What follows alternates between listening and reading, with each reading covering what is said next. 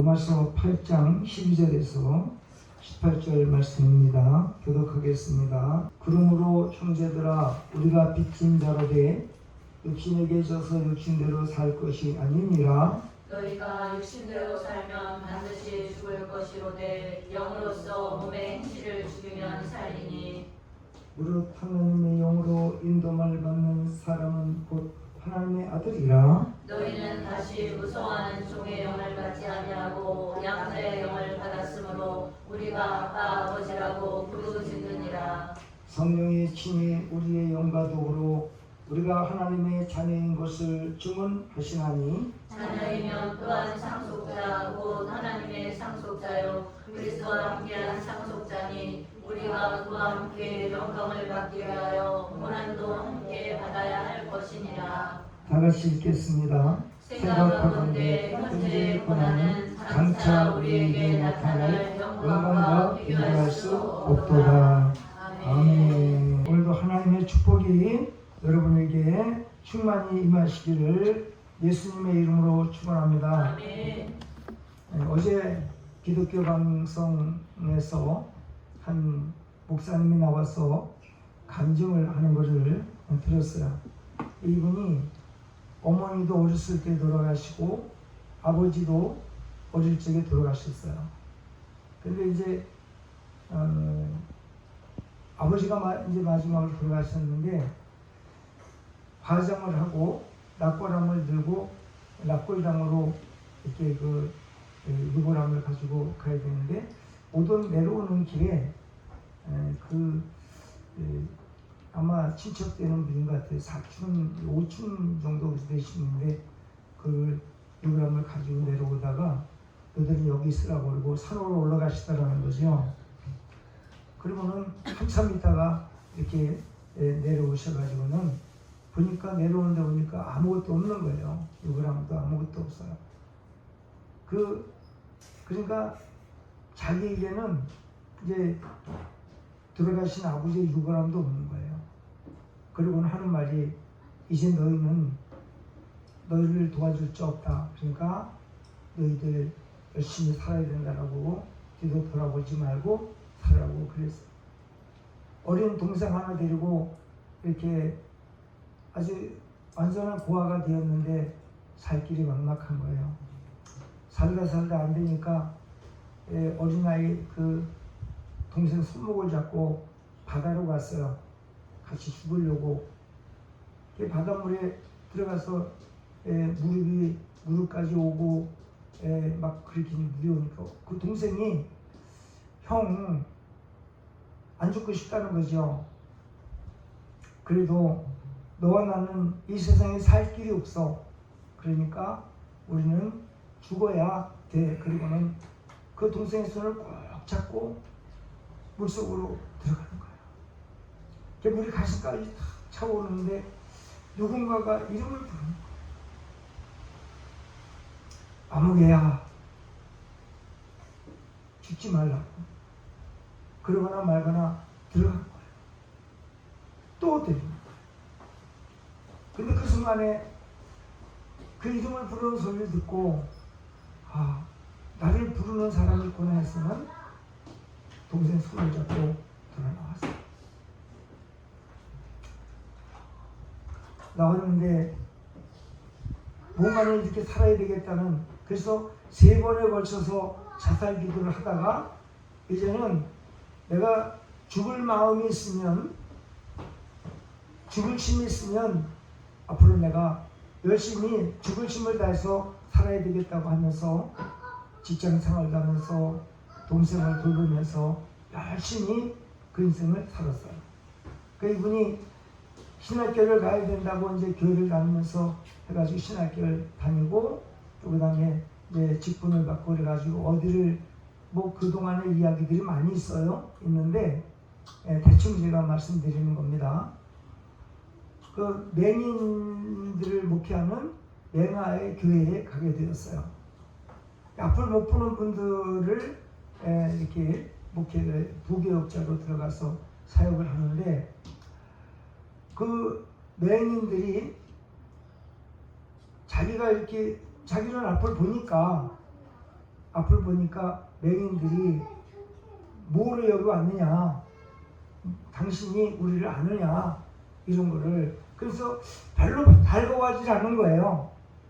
그러니까 맹인 어떤 목회자가 와서 그렇게 했다라고 하면 어느 정도 받아들이겠는데, 맹인이 아닌 멀쩡하게 사지 육체가 다 멀쩡한 사람이 와서 거기서 그렇게 하니까 그들의 마음이 안 드는 거예요. 그러니까 그들의 그런 얘기를 듣고는 기도하기를 시작을 합니다. 어떤 기도를 하냐면, 하나님, 저도 눈을 좀 멀게 하셔서 진실로 이들에게 진정을 가지고 이들을 대하는 것을 이들을 알게 해달라고, 그래가지고 양쪽 눈이 멀게 해달라는 기도를 합니다. 그리고 이제 자기 친구 하나가 맹인이 하나가 있었는데, 그 맹인에게 가서 이렇게 만나서 대화를 하다가, 내가 사실은 이러한 기도를 한다 그랬더니, 야, 너 미친놈 아니냐, 너 눈이 안 보여서 사는 것이 얼마나 큰 불평과 고통인 걸 아느냐? 그러면 만약에 네가 맹인이 되어진다고 한다면 네 스스로 살아갈 수 없어. 너를 도와주는 사람이 또 필요한 거야. 너를 인도해 줘야 될 거 아니야. 우리는 지금 그렇게 살아. 그러면 내가 맹인이 되지 말고 맹인들을 도울 수 있는 그런 사람이 되면 안 되겠냐? 그런 얘기를 하는 거예요. 그게 정신이 바짝 나왔어요.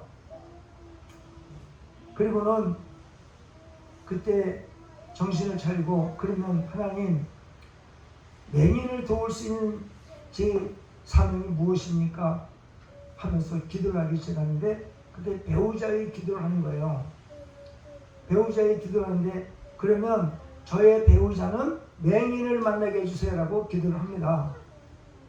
맹인을 만나게 해달라고. 그래야 진정으로 내가 멀쩡한 사람으로서, 앞을 보는 사람으로서 맹인을 아내로 맞이하면 내가 그를 도울 수 있지 않냐고 그렇게 기도를 해요. 그러다가 이 맹인들에게 너무나 이 세상이 모든 거를 환경이 안 좋잖아요. 좋은 환경을 만들어 주려고 어느 아마 그 콜센터인가 어디에 전화를 해서 했는데, 전화를 받는 분하고 어떻게 그 전화하다 보니까 이상하게 그냥 정이 들어버렸어요. 그래서 그 자매한테 결혼하자고요. 그런 얘기를 했는데, 나는 안 한다. 왜? 나는 너보다 나이가 너무 많거든. 그러니까 안 한다고. 그래서 나이가 많으면 한 5살 정도는 괜찮지 않을까 해가지고는, 그리고 그래도 결혼을 하자고, 나이가 뭐가 문제겠냐고, 나는 하나님의 종으로서 내가 도와줄 테니라고 하자고, 그렇게 이제 해가지고는 나중에 알고 보니까 나이가 13살 차이요. 여자분이 13살을 더 먹었어요. 그리고 결혼하자고. 그러니까 그 처갓집에서 그 맹인 누나, 동생이죠. 동생이 와서 이제 내영될 사람을 만났는데 자기보다 나이가 어리잖아요. 그리고 집에서도 난리가 났고요. 그래서 숨겨놓은 아들은 없는지, 재혼하는 건 아닌지 여러 가지로 하다가 그 동생이 하룻밤을 와서 같이 잤다는 거예요. 왜냐면 꿈속에서라도 이상한 사람 이름을 부르지 않을지, 혹시 자기의 남겨둔 숨겨놓은 그런 애 이름을 부르지 않는지 해가지고는 잠을 같이 함께 자기도 했다는 거예요. 그러니까 전혀 그런 이름이 안 나오고, 그래서 이제 자기 아버지한테 가가지고 결국은 결혼을 했어요. 결혼을 해가지고 지금 맹인 목회를 하고 있는데, 그러더라고요.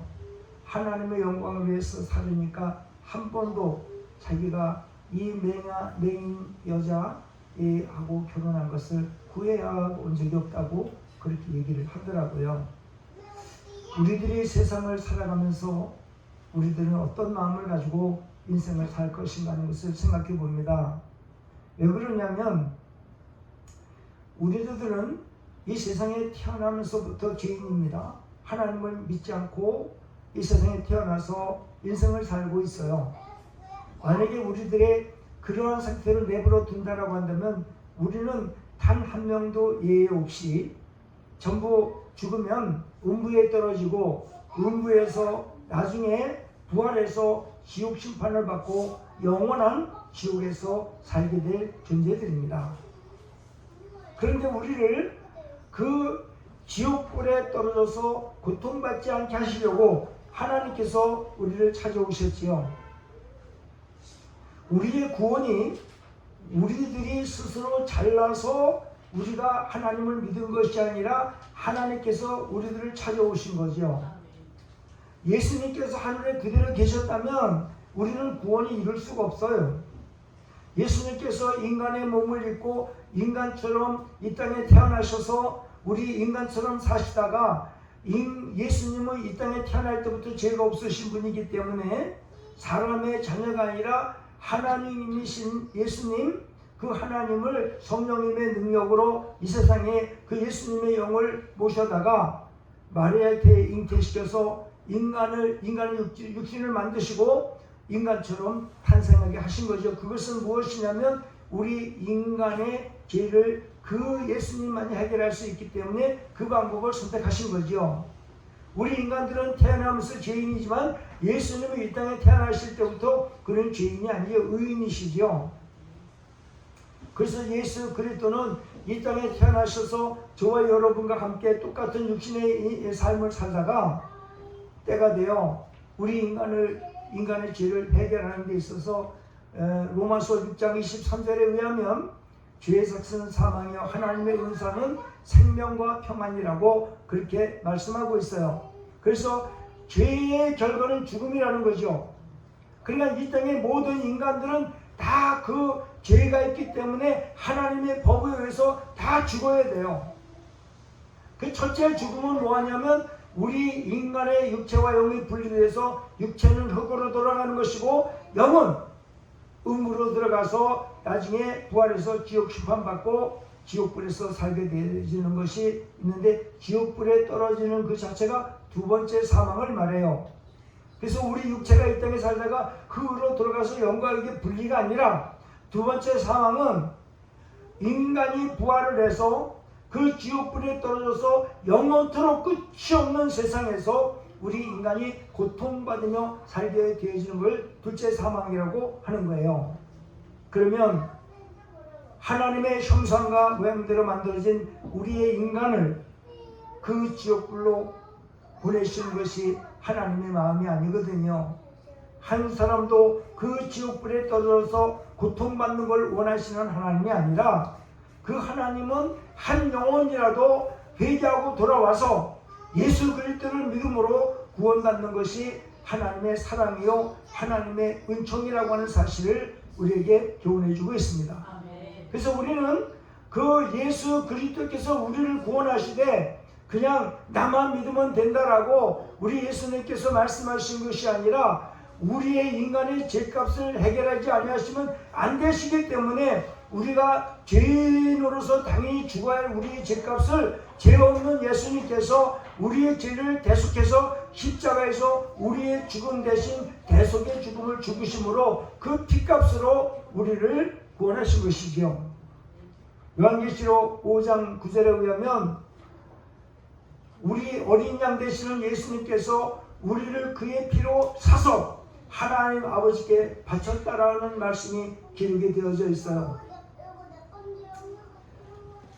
고린도전서 6장 19절에 의하면 19절 하나님의 성령이 너희 몸은 성령님이 안에 계신 거고 너희는 값으로 산 것이 되었으니라고 하는 말씀이 기록되어 있어요. 그러니까 우리가 오늘 구원받고 이 자리에 예수 그리스도를 믿으면서 영생을 얻어 사는 것은 그 대가가 너무나 위대한 거예요. 그냥 공짜가 아니에요. 공짜가 아니라 예수 그리스도의 죽음과 바꾼 우리의 구원이라는 거죠. 그리고 우리 입장에서 볼 때 예수님의 공로로 예수님의 희생으로 십자가의 죽으심으로 말미암아 우리를 그의 피값으로 사셔서 하나님의 백성, 하나님의 아들이 하나님의 자녀가 되었다고 한다면 우리는 그 예수님의 희생과 헌신의 대가를 우리 인간으로서는 갚을 길이 없어요. 우리는 그래서 빚진 자가 되는 거예요. 빚진다. 그러면 하나님께서는 그러면 너희의 죄값을 내가 대신해서 그 죄값을 해결하려고 십자가에서 죽었어. 그러면 너희들은 그 대가를 치러야 돼. 그 대가는 금덩어리, 돈덩어리, 예수생의 보석덩어리가 아니라 하나님께서 요구하시는 건 뭐냐면 내가 너희들을 그 대가를 지불해서 구원했기 때문에 너희들은 다른 거 할 게 없어. 그저 나에게 영광만 돌리면 되는 거야. 하나님께서 요구하시는 게 너무 간단해요. 그 예수님의 십자가의 죽으심과 그 희생과 헌신의 대가는요 너무나 쉬운 거예요. 쉬운 거. 근데 우리 그 쉬운 것을 우리가 못하고 있거든요. 그래서 하나님은 오늘 우리에게 말씀하시는 것이 무엇이냐면 그래 너희들이 나의 영광을 위해서 살면은 내가 치른 그 희생의 대가를 내가 만족하게 받겠다 그러는 얘기거든요. 그래서 너희들은 예수 그리스도를 믿고 구원받아서 나를 아버지라고 부른다고 한다면 너희들의 삶은 너희들의 육신의 마음과 생각을 쫓아 사는 것이 아니라 내가 지시하는 말씀으로 따라서 살게 되어질 때에 비로소 나는 만족한다라고 오늘 이 성경은 말씀하고 있어요. 성경에 보면 창세기에 야곱이라고 하는 인물이 나옵니다. 야곱은 아브라함의 아들 이삭의 아들 야곱이죠. 이삭이 그 리브가 부인이 리브가인데 리브가 임신했을 때 쌍태가 있었고 그리고 쌍태가 이 세상에 나올 때에 그 형 에서가 있었고 야곱이 있었습니다. 그래서 야곱이 둘째 아들입니다. 그 야곱이 형의 장자의 직분을 어머니하고 공모해가지고 형한테서 뺏어버리고 말았죠. 그 형이 그 직분을 빼앗겼다고 해서 너무 분해가지고 야곱을 죽인다고 하니까 그 어머니가 자기 오라버니가 있는 하란 라반의 집으로 그렇게 보내게 되어졌죠. 그래서 야곱이 그 외삼촌 라반의 집으로 가는 그 길목에서 그 광야의 길에서 얼마나 적적하고 얼마나 외롭고 힘들었겠어요. 그래서 날은 저물고 어두워서 그는 돌베개를 하나 베개할 만한 돌을 하나 주워다가 비고는 들어누웠는데 그때 하나님께서 그에게 꿈을 하나 보여주시는데 사닥다리가 놓였고 천사들이 오르락 내리락하고 하나님의 음성이 들립니다. 야곱아, 나는 너가 믿는 하나님이야.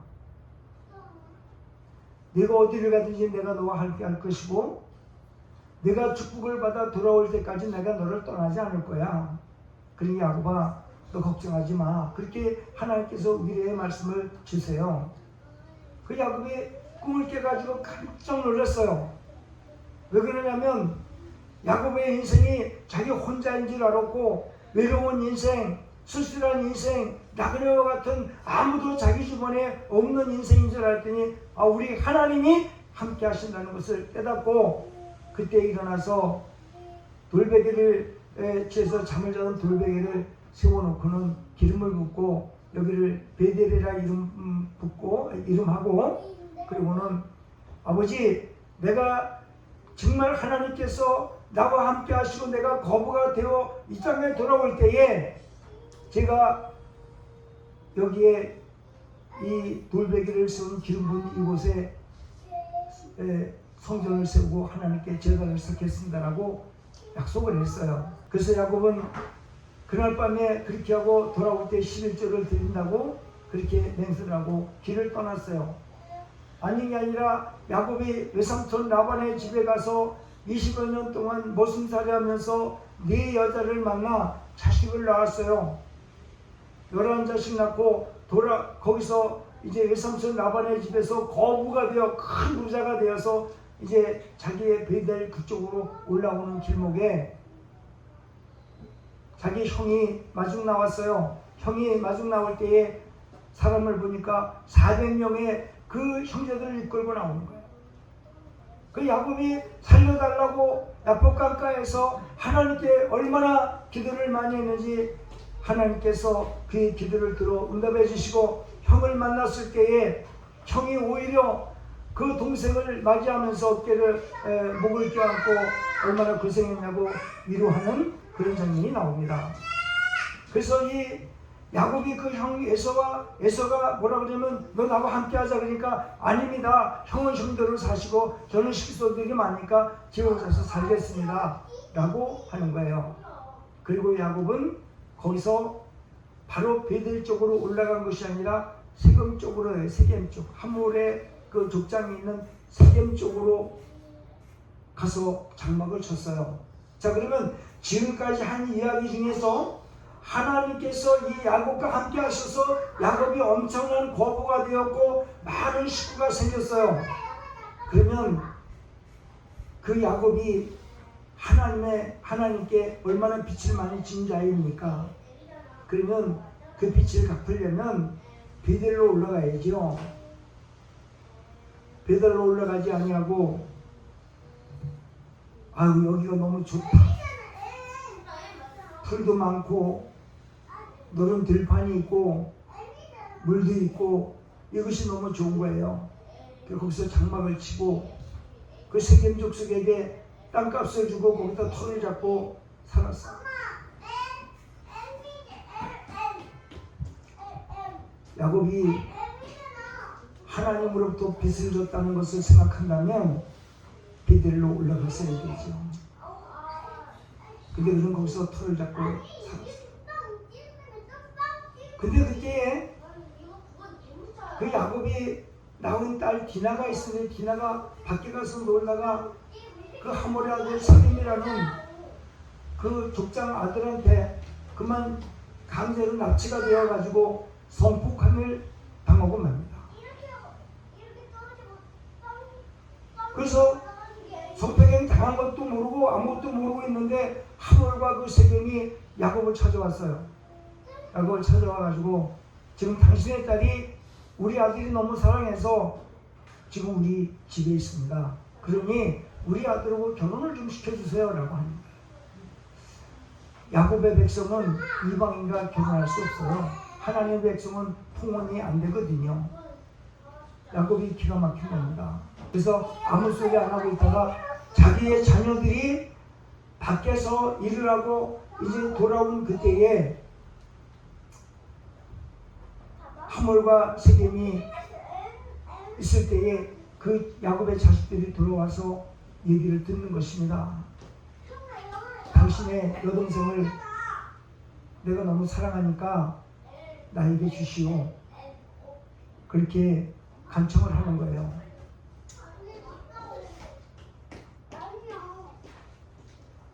그러니까 이 아들들이 뭐라고 제안을 하냐면 그럼 좋다. 우리 백성과 너희 백성이 함께 합하려고 한다면 우리가 할례를 받은 것처럼 너희들도 할례를 받아야 된다. 조건을 붙였어요. 그러니까 그쪽에서 뭐라고 하냐면 좋다. 우리가 그거 못할 거 없지 않느냐? 라고 그렇게 그들이 응답을 하고 너희 여자들을 우리 남자들한테 주고 우리 여자들을 너희에게 주고 해서 서로 같이 살자라고 하는 그 약속을 한 다음에 그 할례를 받게 해가지고는 그들이 할례를 받고 3일 되던 날에 그 야곱의 아들들이 세겜에 있는 모든 남자들한테 가가지고 전부 다 살해를 해보고 말았어요. 전부 죽였어요. 그리고 야곱의 아들들이 돌아왔어요. 만약에 이것을 우리에게 침범이 온다고 한다면 우리는 대책이 없는 거예요. 죽을 수밖에 없어요.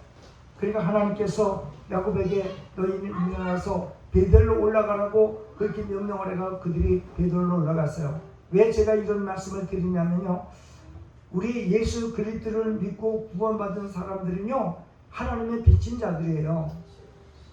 야곱이 그렇게 하나님의 은혜로 거부가 되어졌고 많은 식솔이 늘어나고 엄청난 축복을 하나님께 받았다라고 한다면 하나님께 영광 돌릴 수 있는 자리에 올라갔어야 된다는 거죠.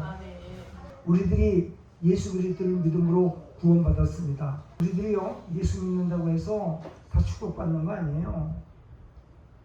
여러분들이 빚진 자가 되었다면 하나님께서 그러시는 거예요. 내가 너희들한테 원하는 거 단 하나도 없어.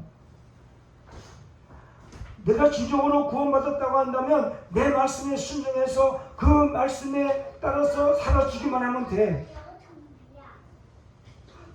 내가 너희들에게 전하는 이 말씀은 어려운 것이 아니라 너희들이 다 지키고 살 수 있을 만한 순종할 수 있고 복종할 수 있는 말씀들을 너에게 준 것이지 너희들이 지키지 못할 말을 내가 너희들에게 한 것이 아니야.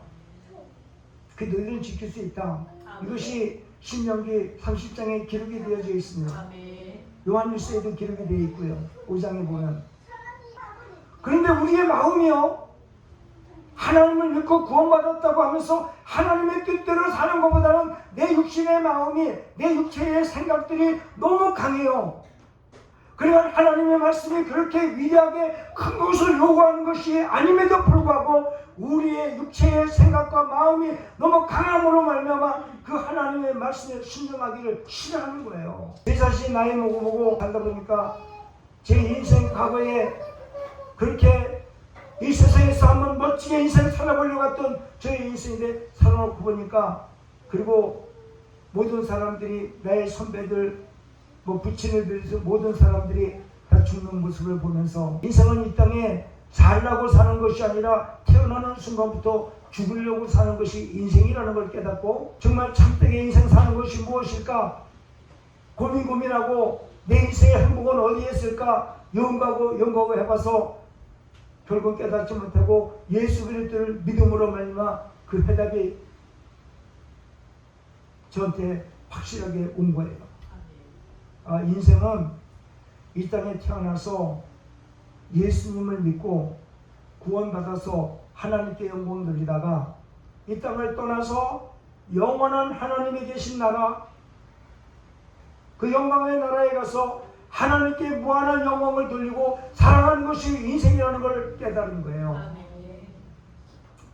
이 세상에서 아무리 잘 살고 건강하고 위대한 인생을 산다 하더라도 예수 그리스도를 믿지 않으면 이 인생은 다 헛것되게 그걸로 끝나는 것이 아니라 그 끝이 아닌 그 끝의 결과는 음부에 들어가는 것이고 부활해서 지옥불에 떨어져서 고통받는 거예요. 그것 때문에 오늘 여러분 이 자리에 앉아 있는 거예요. 그거 거기 안 가려고 천국 가서 영원히 살으려고 천국 때문에 신앙생활이 돼야 되지요. 우리가 이 땅에서 잘 먹고 잘 살고 건강하기 위해서 예수 믿으면 잘못된 거라는 거예요. 안 돼요. 그 길을 가면 안 돼요. 착각하지 마세요. 자기를 위해서 사는 자 없고 자기를 위해서 죽는 자 없다 했어요. 우리의 주인은 오직 예수 그리스도 외에는 없어요. 산자와 죽은 자의 주가 되시는 분이 예수 그리스도이기 때문에 그래서 예수님은 죽음도 함께 경험하신 거예요. 왜? 죽은 자들의 주가 되시기 위해서. 예수님은 죽으셨잖아요. 그래서 살아나셨단 말이에요. 산자이기 때문에 산자와 죽은 자의 주가 바로 거기서 되는 거예요. 할렐루야. 우리 살아계신 예수님, 부활하신 예수님 우리가 믿는다는 것은 우리에게 영원한 부활이 있고 영원한 영생이 있고 영원한 천국에서 삶이 되기 때문에 우리가 예수 믿는 거예요. 그런데 예수를 믿고 영이 구원받아 거듭나서 하나님의 백성이 되면 하나님은 우리를 버리시는 일이 단 하나도 없어요. 단 하나도 없어요. 하나님은 예수 그리스도의 십자가에 못 박히시면서까지 우리를 구원하시는데 우리를 버리실 리가 있어요? 안 되거든요. 갈 수가 없거든요. 제가 야곱 얘기를 아까 했습니다마는 참 야곱이 너무나 아픈 과거를 갖고 있어요. 제가 성경을 보면서 너무 놀라운 걸 하나 발견했는데 그건 뭐냐면 야곱이 그 이제 일을 다 겪고 베델 쪽으로 올라가서 이 살아가는 과정 중에 그가 진실로 사랑하는 정말 사랑했어요. 라헬을 너무 사랑해서 라헬이 베냐민을 임신해가지고 둘이 얼마나 행복했는지 몰라요. 여보 우리 애기 낳고 이 땅에서 참 멋있게 살아보자고 그렇게 당신이 그렇게 원하던 애기 됐지 않냐고. 요셉을 낳았지만은 당신에게 두 번째 애기가 또 생겼네. 우리 이제 행복할 거야. 영원히 행복할 거야. 그러면은 그 라헬이 임신해가지고 해산달이 왔어요. 해산달이 다가왔는데 사파가 달려오고 그 아기가 출생하는 거예요. 그래서 힘을 주라고. 왜냐하면 라헬이 아기를 낳으면서 기진해 있어요. 아기를 낳을 수 없는 막 이상한 몸 상태가 되는 거예요. 그러니까 힘을 내라고 힘 주라고. 그래가지고 베냐민이 그 라헬의 몸에서 빠져나오는 순간에 라헬이 죽어요.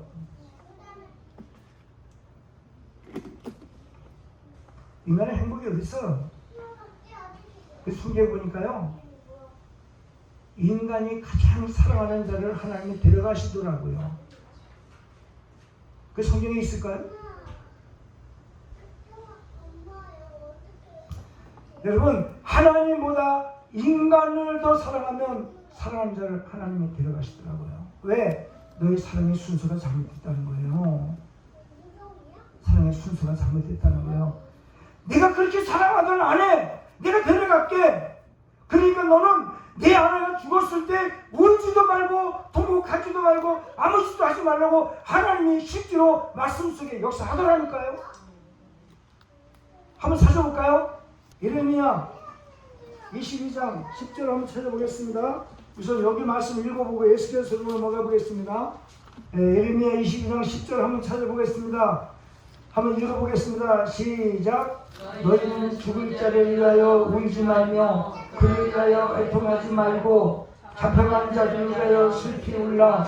그는 다시 돌아와 그 후를 보지 못할 것입니다. 자, 그랬죠? 자, 에스겔서 24장을 보겠습니다.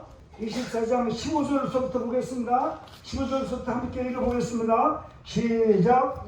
여호와의 말씀이 또 내게 임하여 이르시되 인자야, 내가 네 눈에 기뻐하는 것을 한 번 쳐서 빼앗으리니 너는 슬퍼하거나 울거나 눈물을 흘리거나 하지 말며 죽은 자들을 위하여 슬퍼하지 말고 조용히 단식하며 수고로 머리를 동이고 발에 신을 신고 가지지 말고 사람의 넘치에서 먹는 음식을 먹지 말라 하시니라. 내가 아침에 백성에게 말하였더니 저녁에 내 아이가 죽었으므로 아침에 내가 받은 명령대로 행하되 백성이 내게 이르되 네가 하는 이 일이 우리와 무슨 상관이 있지? 너는 그들에게 말하지 아니하고 내가 그들에게 대답하기를 여호와의 말씀이 내가 임하여 이르시되 너는 이스라엘 족속에게 이르기를 주 여호와의 말씀이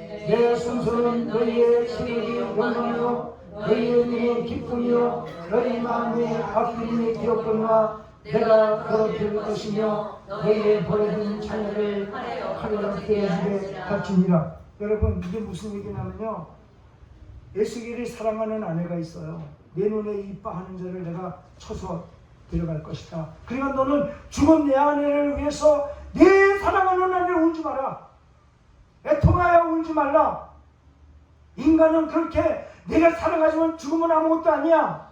근데 너희들에게 내가 이 본보기를 보여주는 것은 뭐냐면 너희들이 여기서 예배를 드릴 이 장소, 하나님께 영광 돌릴 이 장소를 더럽게 너희들이 만들었기 때문에 나는 너희들의 이 섬기는 이 성소에서 나는 떠나고 그 대신 너희들이 죽으면 너희들에게 이 성소가 무슨 의미가 없느냐. 너희들이 나를 존경하지 않고 나를 사랑하지 않고 내 영광을 위해서 살지 않으면 너희들의 인생이 어떤 것인가 한번 내가 보여주리라. 그러므로 에스겔에게 말하기를 내 사랑하는 아내, 내 눈에 너 나쁘지 않는 내 아내를 내가 취하여 죽을 것이 넌 울지 마라. 죽으면 아무것도 아니야. 끝이야. 그렇게 사랑하고 그렇게 위하여 했던 것도 죽은 시체를 가지고 뭔 사랑이 필요하고 뭐가 있겠냐 말이에요. 인간이 죽음이라는 거는 그래서 여러분 아무것도 아니요. 저와 여러분 다 그 길을 가는 거란 말이죠. 그러니까 이 세상에 하나님 사랑하는 대신에 인간 사랑으로 돌았으면 안 되는 거예요. 아멘. 하나님 사랑이 먼저지. 아멘. 하나님께서 우리를 구원해 주셨는데 하나님 중심이 아니고 세상 중심으로 육신의 중심을 서면 반드시 죽을 것이로되 라고 그렇게 말씀하고 있는 거예요. 우리 인생 별거 없어요. 우리가 아무리 고통을 받는다 하더라도 100년이요. 오늘 그래서 예수 그리스도를 믿고 구원받은 것은 이 세상에 어떤 대가를 지불하고도 그 값을 갚을 수 없는 은혜를 우리가 하나님으로부터 받은 거예요. 근데 하나님으로부터 그 빚진 것을 엄청난 무엇으로도 갚을 수 없는 빚을 진 우리가 우리의 육신대로 살면은 반드시 죽을 것이로되 오늘 본문 말씀을 한번 보시죠. 로마서 8장 12절 이하를 한번 보겠습니다. 12절에 보니까 그러므로 형제들아 우리가 빚진 자로 되어 육신에게 있어서 육신대로 살 것이 아니니라 너희가 육신대로 살면 반드시 죽을 것이로되 영으로서 몸의 행실을 죽이면 살리니 그랬어요. 자, 우리가 예수 그리스도를 믿으면 성령 하나님께서 우리 안에 우리의 주인으로 들어와 계세요. 그러면 우리의 주인이 시키는 대로 육신이 하나님의 뜻을 따라 살아야 되는 게 원칙이라는 거죠. 근데 고린도전서 5장에 보면 구원받은 자가 성령 하나님께서 싫어하는 죄를 짓는다면 빨리 죽더라고요. 죽는데 내어준다고 하는 거예요. 그리고 그 영은 구원받은 영은 예수의 날에 하나님께서 구원하신다고 하는 말씀이 성경에 기록이 되어져 있어요. 그래서 저는 야곱의 인생을 보면서 야곱이 참 이 세상에 엄청난 거부로 살았고 많은 자녀들을 두었고 우리가 보기엔 너무 행복한 그런 분이었는 줄 알았더니 실제로 그 속에 들어가 보니까 야곱은요 너무나 아픈 세월을 사는 그런 우리의 인생 묵묵하잖아요. 힘들고 어려워요. 예수 믿는 믿음으로 말미암아 우리가 맨날 행복하다고 한다면 예수 그리스도의 십자가의 은혜가 아니에요. 예수님께서 그렇게 고난의 세월 그 하나님 영광을 위해서 사는 것이 그렇게 쉽지 않다는 거예요. 여러분 믿음 생활하면서 그렇게 쉽고 편안하던가요? 여기 오기까지 얼마나 힘들어요. 거기가 서울 명성교회 같은 데면 강원도에서도 주일날 온다고 하고 우리 동계 목사님은 면목동에서 목회를 하시는데 그분이 목회하는데 그 성도 하나가 성도 그 가족이더라고요. 저 아산에서 올라오더라고요. 서울까지. 가서 주일 매일 섬기고 돌아가는 거예요. 왜요? 육신대로 사는 것이 아니라 영적으로 사는 하나님의 은혜가 있기 때문에 그렇게 하는 거예요. 그것이 중요한 거예요. 우리가 하나님 앞에 마음만 있으면요 어디는 못 가겠어요. 아멘. 마음이 있으시. 여러분의 마음을 하나님께 온전히 쏟아 놓으세요. 그리고 하나님의 뜻에 순종하세요. 그러면 저와 여러분의 인생은 걱정할 것이 없는 삶으로 주신다고 하는 거예요. 그래서 오늘 성경에 한번 18절을 다시 한번 보겠습니다. 18절에 보니까 생각하건대 현재의 고난은 장차 우리에게 나타날 영광과 비교할 수 없도다 그랬어요. 자, 여러분 우리가 예수 믿는 것 때문에 힘들고 어려워요. 때로는 아픔이 있고 눈물도 흘리고 가슴 아플 때도 있고 육체가 고난을 당할 때도 있어요. 근데 우리에게 그 고난은 비교가 안 되는 축복이 하늘에서 기다리고 있어요. 그래서 요한계시록 21장 4절에 보니까 모든 눈물을 그 눈에서 씻기시며 그리고 사망이 없고 애통하는 것이 없고 곡하는 것이 없고 아픈 것이 없는 그 나라에서 우리 하나님이 우리에게 그러시는 거예요. 야 암흑의 성도야 내 하나님 그래 너 나를 믿고 사는 게 참 힘들었어. 아플 때도 교회 나가고 네 일이 바쁨에도 불구하고 주일 성수 잘하고 나를 위해서 기도하고 또 너의 인생의 모든 삶을 위해서 기도할 때 쉬운 일은 아니었지. 힘들었어. 그러나 여기는 걱정하지 마. 내가 너와 함께 할 것이고 내 힘든 인생의 눈물을 내가 다 닦아줄게. 자, 요한계시록 8장을 한번 찾아가 보겠습니다. 우리 하나님께서 어떤 은혜를 우리에게 주시는지요. 우리 하나님이 너무나 귀한 말씀을 우리에게 주시고 있음을 볼 수가 있습니다. 요한계시록 8장, 7장이군요. 7장. 자, 보세요. 우리가 하나님 나라, 하나님 보좌 앞에 가서 하나님께 기도할 때 하나님께서 어떤 말씀으로 은혜를 주시는지 한번 보겠습니다. 15절부터 17절까지 읽어보겠습니다. 시작! 그러므로 그들이 하나님의 보좌 앞에 있고 또 그의 성전에서 밤낮 하나님을 섬기네 보좌에 앉으신 이가 그들을 위해 장막을 치시리니 그들이 다시는 줄이지도 아니하며 목마르지도 아니하고 해가 아무 뜨거운 기온에 상하지도 아니하리니 이는 보좌 가운데 계신 어린 양이 그들의 물자가 되사 생명수 샘으로 인도하시고 하나님께서 그들의 눈에서 모든 눈물을 씻어주실 것입니다. 할렐루야. 아멘. 여러분, 우리는 그 나라가 사는 거예요. 잠시간 이 땅에서의 힘들고 고난된 인생, 그 뒤에는 우리 예수 믿은 사람들은 이 세상에서 아프고 힘들고 어려운 이 고난은 고난이 아니에요. 우리가 받을 축복은 비교도 안 되는 거예요. 엄청난 축복이 우리를 기다리고 있고 하나님께서 준비해 놓고 우리를 위로하시고 눈물을 닦아주시는 그곳, 그 영원한 천국이 우리를 기다리고 있어요. 힘들더라도 인내하세요. 내 마음에 안 들더라도 하나님 말씀에 순종하세요. 그러면 우리에게 너무 좋은 천국이 기다리고 있습니다. 여러분 다 위로하시고 여러분 다 축복하실 줄 믿습니다. 아멘.